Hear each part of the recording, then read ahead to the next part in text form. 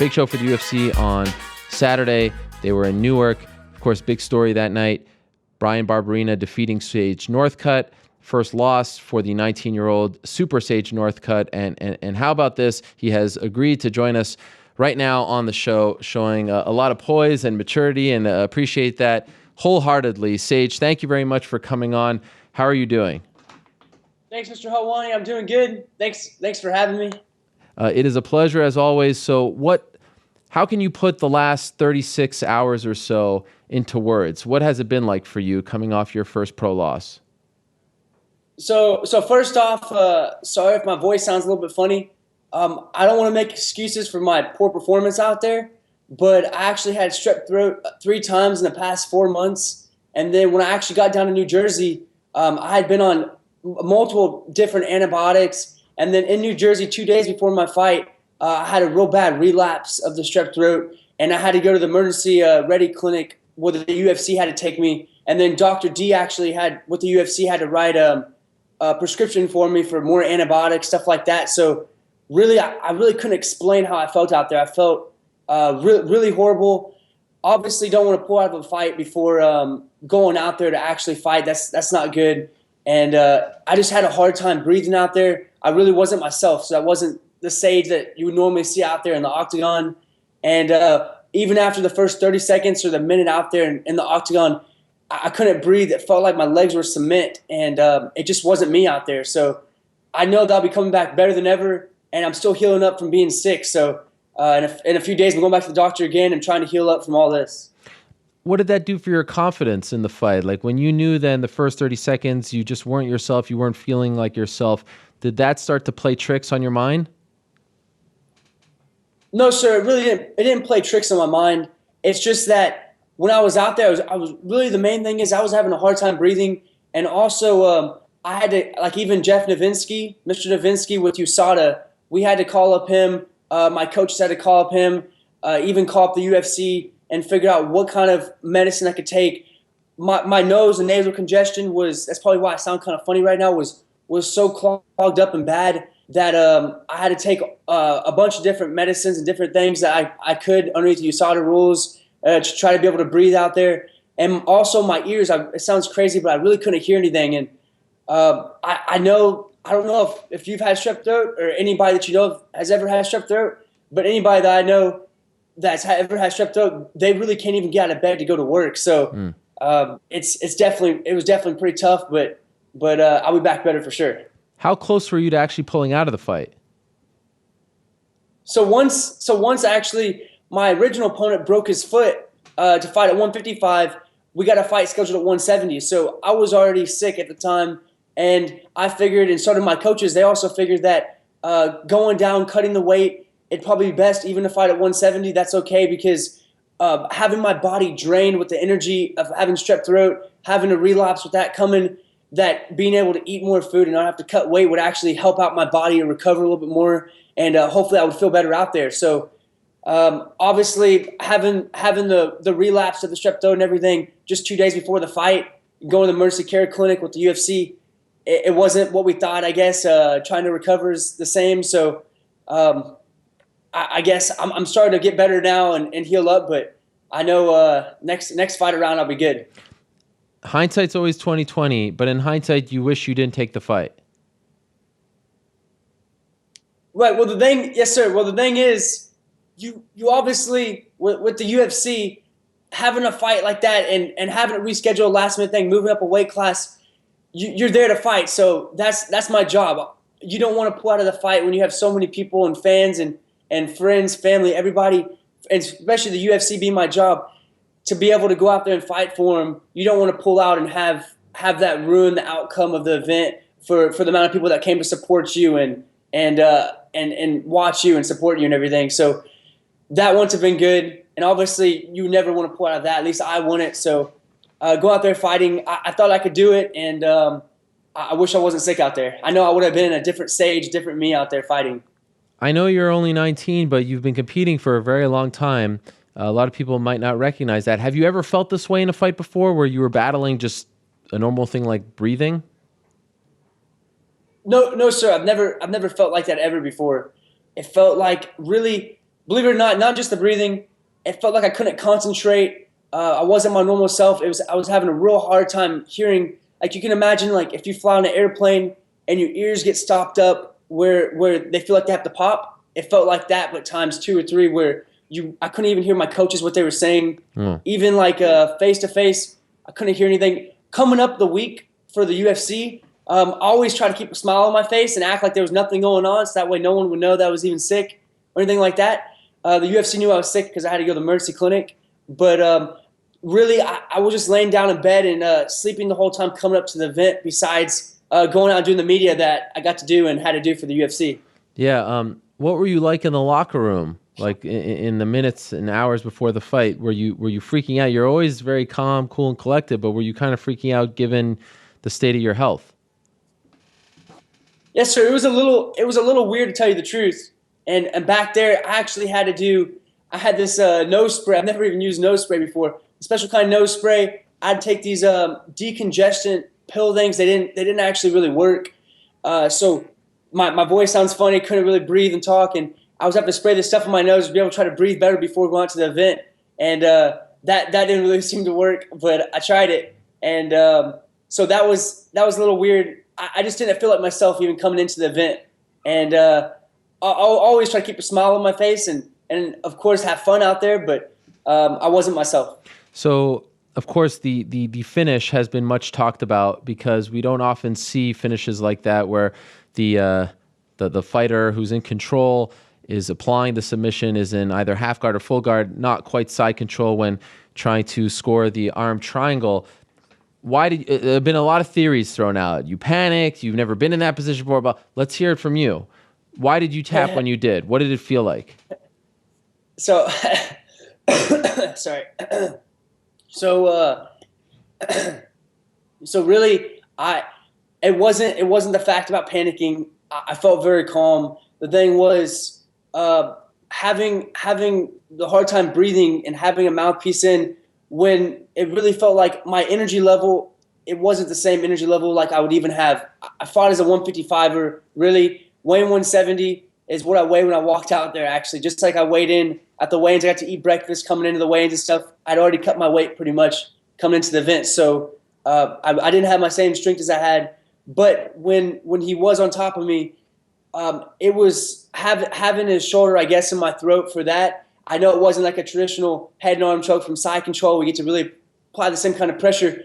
But just being able to have your jaw shut and then trying to breathe through your nose for this time during the fight, I was so congested, to tell you the truth, that I couldn't even breathe, much less standing up, really. That's why I wasn't able to move the same, wasn't able to kick the same. What I wanted to do and what I thought in my head about doing out there, I wasn't able to actually act it out and do it because my body wasn't able to keep up.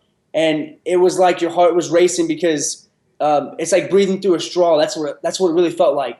So down there in that position, even though it may not have been the best lock in the hold, I was having such a hard time breathing that it was just as tight as what it might have been if I wasn't that kind of position, if I was sick, if that makes sense. Yeah, absolutely. It makes all the sense in the world. And I'm so happy that you were able to explain that. After the fight, he celebrated the way he did. And, in the moment, before you get to the back and everything, how were you dealing with it? Like right then and there, did it sink in right away that you had just lost? I know you felt horrible about it all, but how did you deal with it internally? Yes, sir. I felt like I let everybody down and let the UFC down, let myself down for obviously doing that. I know I went up a weight class to fight, and I went in there sick, which many people did not know about me going in there, coming over strep throat, and then relapsing. It was a hard time even me getting out of the bed, doing the media, coming up to the event, and like the open workout and stuff like that. Always trying to keep a smile on my face. So I went out there and fought, but afterwards, I know I have a lot to learn. So I'm definitely going to learn a lot, and I'm excited to go to Canada and go train at TriStar and learn as much as I possibly can. So I'm definitely going to be learning a lot and be the best that you've ever seen me for the next fight. Will you be going there full time now? Yes, sir. I'll be up there full time. It looks like I do have schoolwork still because I'm still at Texas A&M, so I'm trying to figure out how exactly that's going to work, if I need to come back to do certain tests and quizzes, or how that's going to work out. So I'm still playing out that schedule, but yes, sir, I'll be training at TriStar. Now, have you paid attention to social media at all? Have you seen the reaction, good or bad, to this loss? A little bit, yes, sir. Not too much. I made a post on my Yeah. Instagram and my Twitter, my Instagram and my Twitter, and I got to see a lot of positive things that were uplifting. So that's always nice to hear. Some comments from the champion at 155, Rafael dos Anjos, Don Cerrone is awesome. Just so many different people that are so nice and sticking up for me. So it really means a lot. I know you're sticking up for me, and just all the support. It means a lot. Yeah, and you talked about this actually on Thursday, where you said you if you see something negative, you just move on to the next one. But as you may have heard, a lot of the fans, we know that they're going to be this way. They're like this all the time. It's a part of the game. But a lot of your fellow fighters sort of celebrating the loss and the way in which you lost. Did that hurt you at all? Were you like? Does it break your heart? Does it bother you? How do you react to something like that? Because it's a rare thing to see. Right, yes, sir. And no one ever likes that someone's celebrating that someone lost. So obviously, sorry, it was kind of hard for me to talk. It's Obviously, it's not something that you want to hear. You don't want to listen to. But I mean, it's a sport of MMA, so I understand it. I mean, they're talking this or that or whatever. It might not be positive about me, but there's people that are lifting me up and saying great things. So I'm focused on those things, and I know that I have a ton of heart out there. So if people think that I was tapping out there because I panicked or I pressured, it wasn't that. It was the fact that I was extremely sick. I actually stepped up to fight, up a whole weight class. Stepped up to fight while I was actually sick, which people didn't know, and coming over strep throat. Actually, have a strep throat in the octagon. So just all those different things. Barely being able to breathe. Felt like you're breathing through a straw. Not be able to breathe really on the ground at all. Like taking like little whizzing breaths. If that makes sense. Just I had to step up so much to be able to do that, and for the next fights to come, hopefully I'm completely well. I'm not going to be sick, and I'm going to be training smart and learning as much as I possibly can. Why do you think that at this point you're such a polarizing figure in the sport? Like, it's amazing. You were the top story coming out of that, and you're so young and you're new to the game.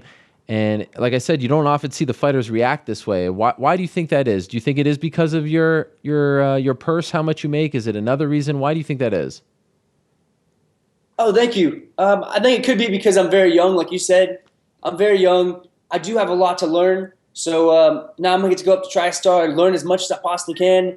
And I think that has a big fact of everything. Just being 19 years old and being able to be in the UFC has a big effect on every single thing that people look at. So I'm honored and blessed to even be in the UFC, much less be 19 years old in the UFC, knowing that I have so much time to learn, so much technique to learn, everything all around and make myself better. And I think that has to do with what people are looking at or picking at. I know not that long ago you asked Benson Henderson if he gave you permission to use his walkout song, which was a respectful thing to do. And then there's a great picture, as we talked about with Benson, taken by our Esther Lynn, where it's clear that he's telling you something after the fight. And his guy beat you, so he's obviously happy. But I thought it was really cool of him to come up to you. Do you remember what he said to you at all? And did you appreciate the fact that he did so? Oh, absolutely, yes, sir. So I appreciate the fact that he lets me use the song "Awesome God," because I'm a Christian, and just being able to use a song, that means a lot to me, having a song of worship, just going out there in the octagon. So that's very nice of him. Him coming up to me afterwards and telling me to keep my head up, pretty much what all the great fighters have been saying and the UFC that have been supporting me and backing me up, and all the people that have their support behind me. So that was very nice of him to say, and he's just a very, very nice guy, and I'm very thankful that he was saying something nice and positive for me and lifting me up. Did you get a chance to talk to Dana White after the fight? And if so, what did he say to you? I got to see Mr. White after the fight, just only for a second. And yes, sir, obviously, I was telling him telling everybody, I felt like I let everybody down, let the UFC down. And Mr. White, along with the UFC, Mr. Davinsky, Dr. D, who's the doctor for the UFC, they all know that how sick I was coming into the fight. That I had a relapse, and my coaches actually had to contact Mr. White. Speaking about Mr. White, I had to contact him a few days before the fight take me to the emergency ready clinic for my strep throat and the relapse and everything, my congestion, every single thing. So he knows all about that, and he was obviously happy that I was stepping up to take the fight at a higher weight class and staying in it while I'm sick. So that was very nice of him. I see you got some stitches, right? Oh, just a little tiny one. Is that the first time in your fighting career that you've had stitches? Yes, sir. Wow. First time. How do you feel But about? it's okay. It's very little. Okay. Hopefully, it never happens again. By the way, a few people said this to me over the weekend, but I wanted to ask you because there's always these crazy rumors about you for whatever reason. Do you spar leading up to fights, or is it true that you don't? No, sir. Normally, I do not spar leading up to fights, and it just kind of protecting yourself from injuries. And for the moment being, I haven't been at a gym where there is any sparring or any MMA fighters actually at the gym. So the gym that I'm specifically at is a Gracie Baja gym. So in the future, obviously, I can spar and train my technique in different ways. Go up to TriStar, getting different training partners, different UFC fighters that are in there, very well talented, and getting to learn the most I can out of everything. Okay. What's necessary? Yeah, absolutely. I know you said you wanted to fight 3 times, get another fight in before your 20th birthday, but that was a pretty amazing stretch for you. Only in the UFC, like October, December, January. In hindsight, again, do you feel like you put too much on your plate? No, sir. I don't feel like I put too much on my plate. The only thing is I may have overrun my body just a little bit, maybe with the training, to be able to come down. I never get sick normally, but coming down with the sickness like this, yeah. Like I mentioned, having strep throat 3 times in 4 months, that's pretty crazy. And I wish I could show you a picture on my phone of my tonsils, or I don't know if you can really see my tonsils, but it's pretty gross. They have all this white stuff that's filling like the little pockets of my tonsils. So I might actually have to go get my tonsils removed. Oh, wow. Which is pretty crazy. I'm gonna have to see how that works exactly, because that's really bad. So just coming off of that, if I would have been well, I would have been a different Sage out there. And then obviously just going up a weight class, that's obviously different. If I would have fought at 155, that could have been better. And just being a totally different me out there, being my normal self. Have you thought about when you'd like to return? If you'd like to take an extended break now, what are you thinking? Well, I am going to let this heal up just for a little bit until it's strong. And I haven't really thought about it too much. I would like to go down to TriStar coming up soon, so probably within the next month, and then be able to figure out what I'm going to do with school at the same time. So train at TriStar long enough, get my technique, add the things I need to correct, make myself better in every way that's necessary, and then get a fight in when I can. All right. Well, I feel bad making you talk so much, especially with your throat bothering you. So I will let you go, Sage. But again, kudos to you, my friend. A lot of people wouldn't come on and talk about a loss less than 48 hours later, especially with the pressure that you were under. I really respect you, and I really respect the way you handle yourself. You're an unbelievable young man, and you're a role model for a lot of people out there, and it's great that you don't let the negativity affect you. So keep your chin up, my man. Nothing to be ashamed of. You've done a heck of a lot at 19 years old, and I'm looking forward to seeing you grow into a tremendous fighter, especially going to a great team like that.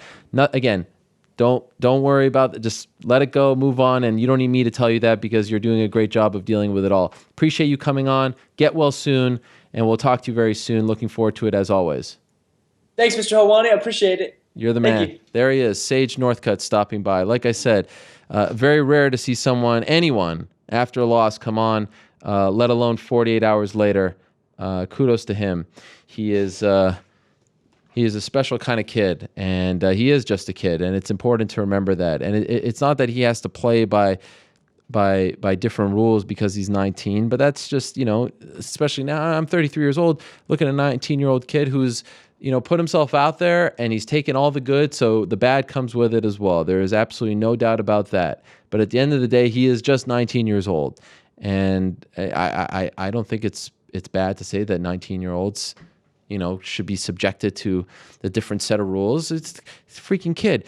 Took a fight on short notice on Fox. He was sick. Come on. I understand the vitriol from the fans. I understand you see a guy who's getting all this attention. He looks the way he does. He's so positive. Where's the catch? Where's the negativity? Where is it? It's nowhere to be found. It's so crazy. In our world, we think, what? There's got to be a catch. There's got to be a catch. So he loses, and he loses in that fashion. I understand the fans reacting. The ones that disappoint me, and they have every right. You have every right to react the way you want to react. You could be jealous. It's fine. No one's telling you not. But the ones that disappointed me were the fellow fighters. You should be happy, especially if you're in his division. You should be happy that he's making the money that he's making. You should be happy that he's getting the attention that he's getting. A rising tide lifts all boats. Fighters need to stop thinking, yeah, certain guys are going to get pushed more. That's the fight game. And if you don't like it, give us a reason to push you more. Give us a reason to talk about you more. Give the UFC a reason to get behind you more. It's on you. It's not just about wins or losses. It's not. If you thought that was the case by now, you are sorely mistaken, and someone needs to wisen you up. You're seeing it more and more, guys getting out there and doing what they need to do to get fans emotionally invested in them. Sage, without even trying, did that. And yeah, he had a lot of help from the UFC. Absolutely. A ton of help from the UFC, and Dana White in particular. But look, the numbers speak for themselves. People are interested in him for whatever reason. Maybe because he appears to be superhuman. I don't know. And maybe that was the appeal of him losing the way he did. But for his fellow fighters to celebrate his demise, that to me was surprising. And maybe it shouldn't have been. Everyone's trying. There are guys who have been fighting for 10 years, dreaming about that spot, dreaming about that money. I think it's a bad look to openly celebrate that. Do whatever you got to do in the privacy of your home with your family and friends. But to openly celebrate someone's misstep is just a bad look. And to me, it speaks more about you. It's not a good look. I thought he handled that very well.